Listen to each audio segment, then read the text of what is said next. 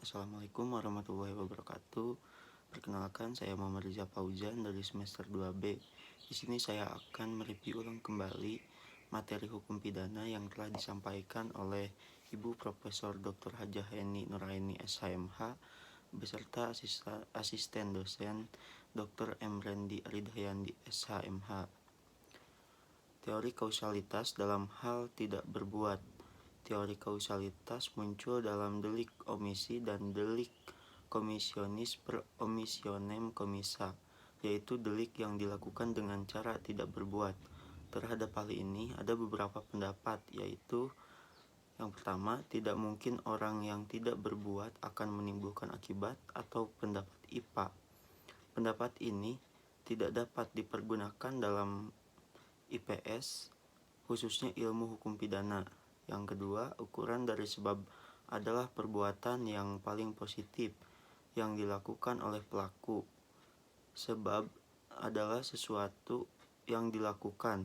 Jadi teori ini juga tidak dapat diterima dalam hukum pidana karena bukan yang paling positif yang menjadi ukuran, melainkan yang ada hubungannya antara sebab dengan akibat. Sebab adalah perbuatan yang mendahului akibat yang timbul atau teori berbuat sebelumnya. Contohnya penjaga wesel atau rel kereta api yang menyebabkan kecelakaan kereta api karena tidak memindahkan wesel ketika kereta lewat.